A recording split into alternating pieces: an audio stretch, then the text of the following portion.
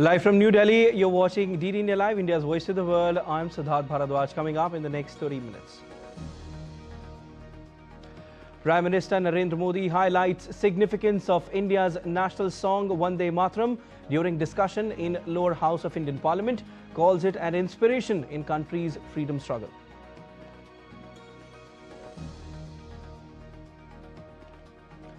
India's Ministry of External Affairs says the US National Security Strategy 2025 reflects and underscores the importance that the US attaches to India as a key partner.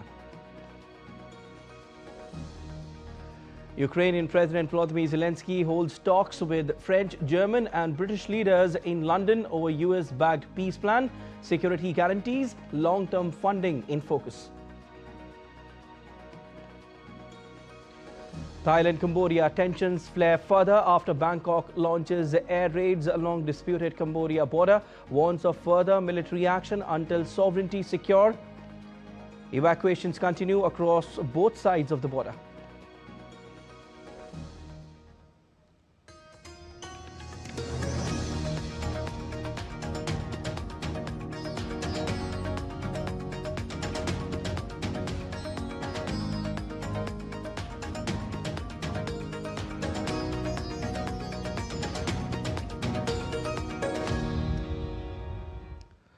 Amid fresh fighting, Thailand on Monday said that military action against Cambodia will continue until its sovereignty and territorial integrity are fully secured. Thai people and Thailand has endured time and again threats to their safety and security. Cambodia's actions have always denied Thai people's dignity. Thailand's priority is to protect our sovereignty and territorial integrity. Our military action will continue until Thailand's sovereignty and territorial integrity are not being compromised. Earlier, Thai Prime Minister Anutin Charnvirakul urged calm, saying Thailand never wants to see violence but stressed that the government will not tolerate any violation of its sovereignty. Thailand never wants to see violence. We insist that Thailand never initiated the clashes or encroached into their land whatsoever. But Thailand will not stand for its sovereignty being violated and will proceed with appropriate measures, caution and adhere to peace, stability and uphold humanitarian aspects. This comes after Cambodia accused Thailand of breaching the ceasefire agreement brokered in October.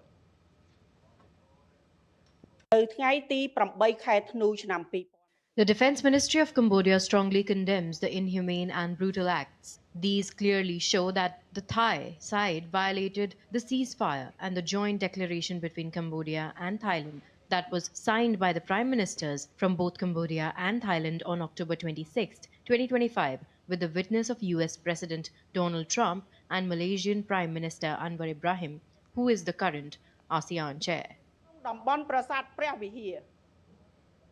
Speaking on the situation in Thailand and Cambodia, spokesperson of India's Ministry of External Affairs Randhir Jaiswal called for both sides to maintain restraint, urging both sides to return to the path of dialogue and peace. Thailand and Cambodia, we are closely following the developments there. We hope that both sides will exercise restraint and there will be cessation of hostilities. We urge both sides to return to the path of dialogue and peace. India on Monday said it expects China to provide assurances that Indian citizens transiting through Chinese airports will not be selectively targeted, arbitrarily detained or harassed. Briefing media in New Delhi, External Affairs Ministry spokesperson Randhir Jaiswal also advised Indian nationals to exercise due discretion while travelling to China. We expect the Chinese authorities to provide assurances that Indian citizens transiting through Chinese airports will not be selectively targeted, arbitrarily detained or harassed, and that regulations governing international air travel would be respected by the Chinese side. MEA would advise Indian nationals to exercise due discretion while traveling to China. Responding to queries from the media about the recently released U.S. National Security Strategy 2025, which highlights relations with India in Indo-Pacific security and key strategic sectors, MEA spokesperson Randeep Jaiswal said that India and the U.S. share multifaceted relations and will continue working to further strengthen these ties. It underscores the importance that the United States attaches to India as a key partner. As you know, we have a multifaceted relationship with the United States. Both countries enjoy comprehensive global strategic partnership and continue to work to further strengthen these ties. Kremlin has welcomed U.S. President's new national security strategy and said it largely accorded with Russia's own perceptions, a rare time where Moscow has strongly praised such a document from its former Cold War foe. The U.S. National Security Strategy described Trump's vision as one of flexible realism and argued that the U.S. should revive the 19th century Monroe Doctrine, which declared the Western Hemisphere to be Washington's zone of influence. The strategy signed by Trump also warned that Europe faces civilizational erasure, that it was a core U.S. interest to negotiate an end to the conflict in Ukraine, and that Washington wanted to re-establish strategic stability with Russia. European Council President Antonio Costa on Monday rejected any attempt by the United States to meddle in Europe's politics after Washington published a new security strategy, sharply criticizing the continent's policies. What we cannot accept is this threat of interference in European politics. The United States cannot replace European citizens in choosing which parties are good and which are bad. The United States cannot replace Europe in its vision of freedom of expression. Ukrainian President Volodymyr Zelenskyy is meeting with British, French and German leaders in London to discuss the situation in Ukraine and ongoing negotiations under U.S. mediation. British Prime Minister Keir Starmer greeted Zelenskyy outside shortly after German Chancellor Friedrich Merz and French President Emmanuel Macron were seen arriving for the discussions, which come after U.S. President Donald Trump accused Zelenskyy of not reading the U.S. proposal to end the war with Russia. France's President Emmanuel Macron and Germany's Chancellor Friedrich Merz voiced their support for Zelenskyy as concerns grow that U.S. could force Kyiv to accept terms that favor Russia. Ukrainian President Volodymyr Zelenskyy said that unity between Europe, Ukraine and the U.S. was important when negotiating an end to Russia's war in Ukraine. Japan has summoned China's ambassador to lodge a strong protest after Chinese military aircraft logged radar onto Japanese fighter jets. Japan's Vice Foreign Minister Takehiro Funakoshi summoned Chinese Ambassador Wu Jianghao on Sunday, lodging a strong protest against the incident, calling it extremely regrettable.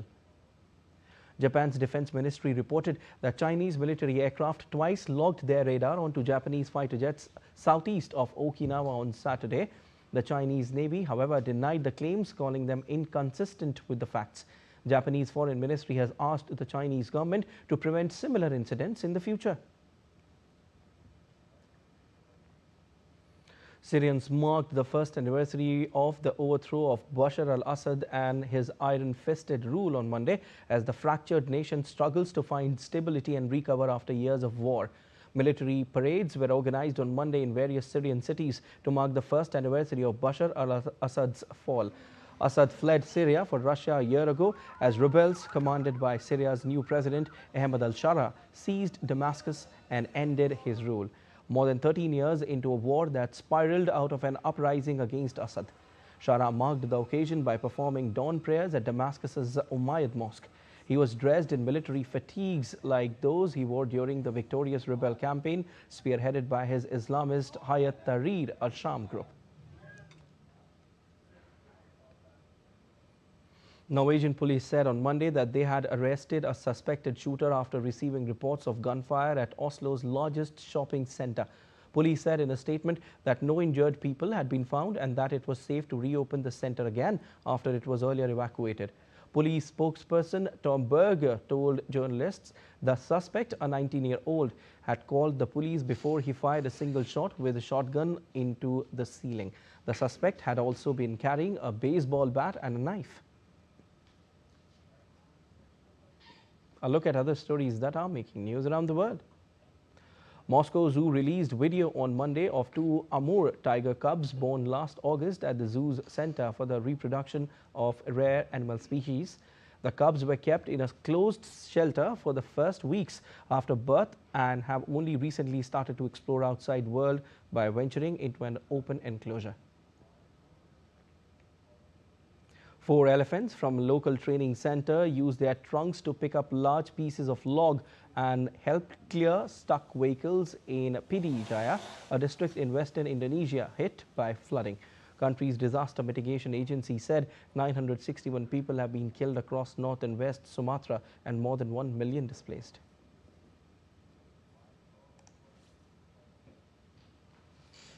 Thousands gathered in Marseille at the foot of the iconic Notre Dame de la Garde Basilica in France for a spectacular sound and light show. The event marked the completion of restoration of Virgin Mary statue.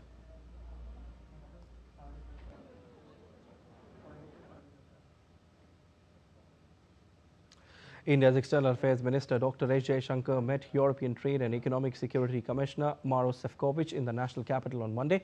Posting on micro-blogging site X, Minister Jaishankar said that he is confident the visiting commissioner and his team will have productive discussions in India in the coming days. As per reports, India-EU negotiating teams will hold 2-day round discussions on the proposed FTA, marking another significant step in strengthening India-EU economic ties.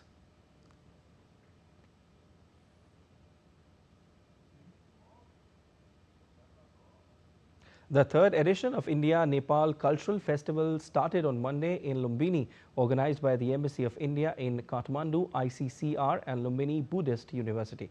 For India, Lumbini in Nepal is the birthplace of Buddha and spiritual extension of the broader Buddhist landscape that includes Bodh Gaya, Sarnath and Kushinagar. A symposium is organized in Lumbini to honor shared Buddhist heritage as one pillar of India-Nepal friendship.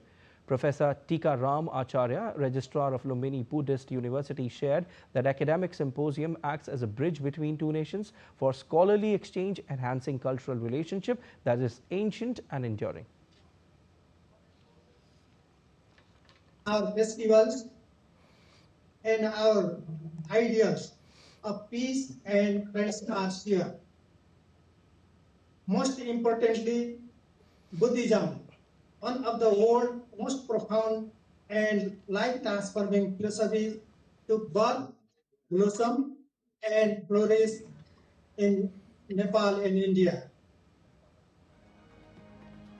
And still to come on this edition of DD India Live, we'll tell you about the 8th edition of the Smart India Hackathon.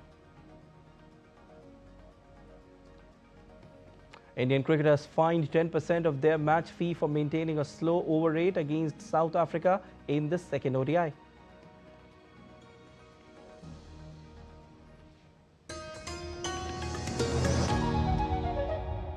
Can the US launch a bombing campaign against Iran? The Philippines vessel suffered structural damage. The saga of child sexual abuse is the United States China's debt trap strategy. Truth is stranger than fiction. But sometimes hard to uncover.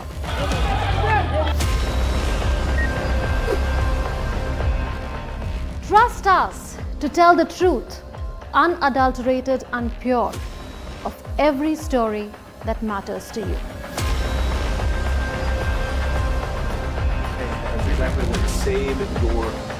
You read between the lines, cut the clutter, and connect the dots to get you the full picture. Watch Connecting the Dots at these times with me, only on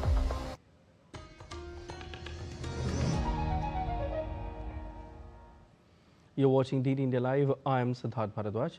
Prime Minister Narendra Modi opened a 10-hour discussion in the Lok Sabha on Monday to mark the 150th anniversary of the national song Vande Mataram, a discussion expected to highlight several significant and lesser-known facets of its history. The upper house or Rajya Sabha will begin debate on the 150th anniversary of Vande Mataram on Tuesday. In his address, PM Modi said that the journey of Vande Mataram began in 1875. Bankim Chandra Chatterjee wrote the song when after the 1857 revolution, the people of India were being oppressed. Vande Mataram की इस यात्रा की शुरुआत बंकिम चंद्र जी ने 1875 में की थी और गीत ऐसे समय लिखा गया था जब 1857 के स्वातंत्र संग्राम के बाद अंग्रेज सल्तनत बौखलाई हुई थी, भारत पर भांति भांति के दबाव डाल रही थी, भांति भांति के जुल्म कर रही थी और भारत के लोगों को मजबूर किया जा रहा था अंग्रेजों के द्वारा। और उस समय उनका जो राष्ट्रीय गीत था, गॉड सेव द क्वीन, इसको भारत में घर घर पहुंचाने का एक षड्यंत्र चल रहा था। ऐसे समय बंकिम दा ने चुनौती दी और ईंट का जवाब पत्थर से दिया और उसमें से वंदे मातरम का जन्म हुआ। PM Modi said that Congress compromised about Vande Mataram under the guise of secularism and communal harmony. PM Modi said that Congress bowed to the Muslim League and decided to fragment Vande Mataram. देश का दुर्भाग्य कि 26 अक्टूबर को कांग्रेस ने वंदे मातरम पर समझौता कर लिया। वंदे मातरम के टुकड़े कर दिए।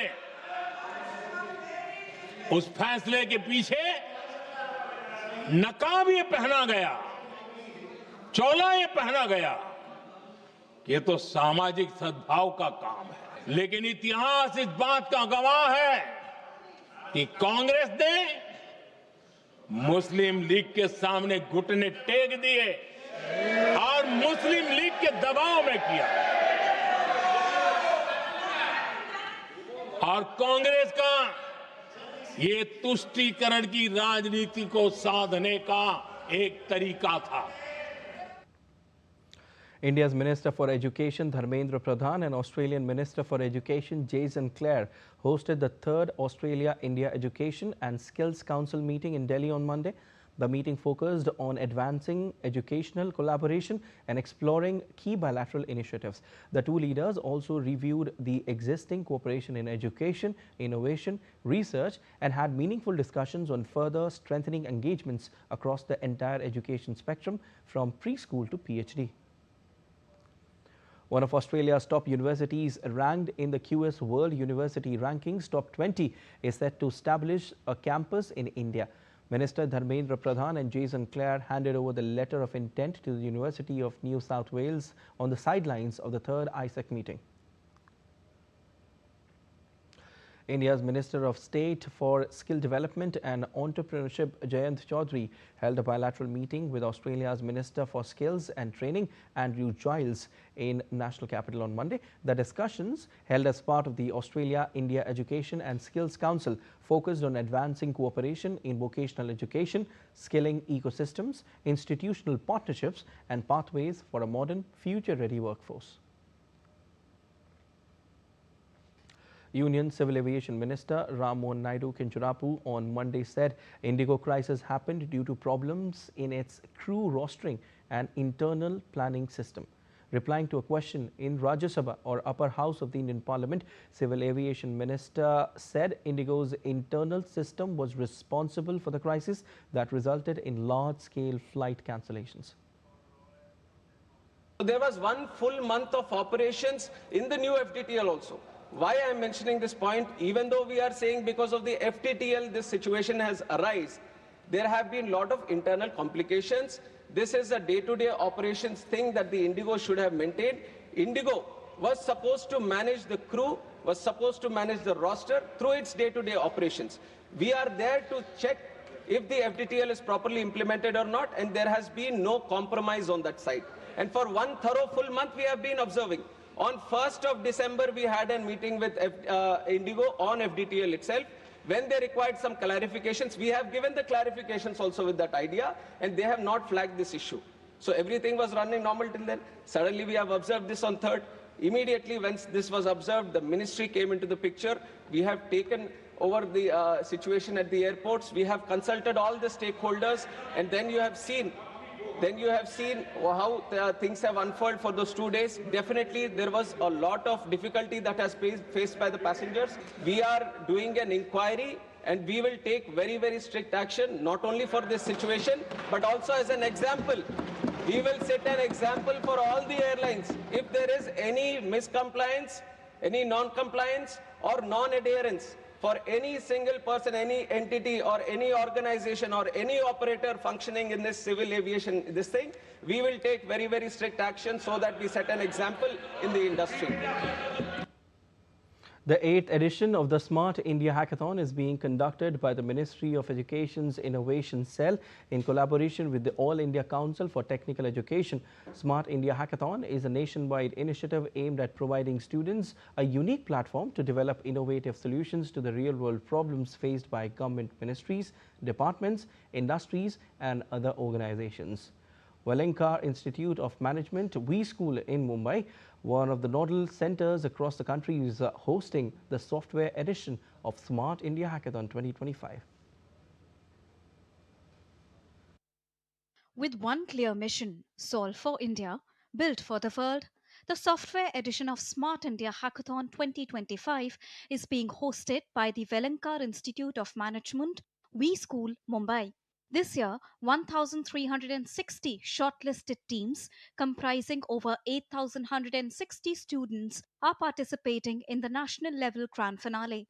These young innovators are working intensively on assigned problem statements, showcasing creativity, critical thinking, collaboration, and technological expertise. जो DRDO है, उनके प्रॉब्लम स्टेटमेंट में काम करने को मिल रही है, बहुत ही एक बड़ी अपॉर्चुनिटी है. सो इस पे हम लोग काम कर रहे हैं और इसमें थ्रू आउट द प्रोसेस हमें बहुत सारी नई नई टेक्नोलॉजीज जानने को मिल रही है. बहुत बड़ी अपॉर्चुनिटी है. हम लोग को एक्सपेक्टेड ही नहीं था कि इतना बड़ा हो जाएगा. I mean it is possible कि ये एक्चुअली इम्प्लीमेंट हो जाए. That is a really big deal for us कि हम इस स्टेज पे आए हैं. तो we'll do our best. The problem statements are curated by various central and state government ministries, departments, public sector undertakings, private companies, and non-governmental organizations. These organizations present real-life challenges across diverse sectors which students work to solve during the hackathon. At the V School Mumbai Nodal Center, participating teams are developing solutions for problem statements put forth by the Ministry of Defence and the Ministry of Railways. This is something which is extremely forthcoming. See, it is important that the academia, what I learn as ABCD, is told me how to frame sentences in a storyline form. So what I say is, I know technology. How do I implement that technology in real world and resolve day-to-day pain points, as they call it, use cases?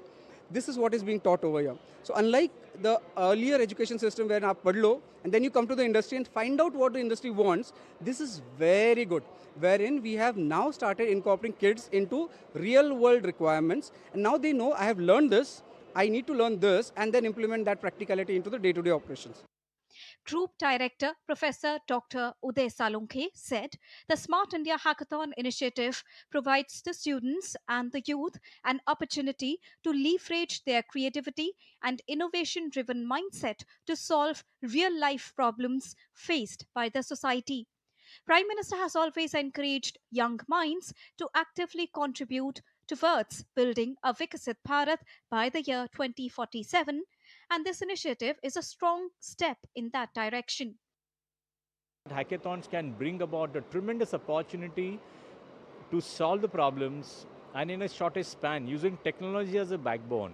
And the power of the youth, power of the student in terms of heterogeneous mindset, heterogeneous ideas, and to build on the kind of their own capabilities is quite possible, and to do it in maybe shortest span.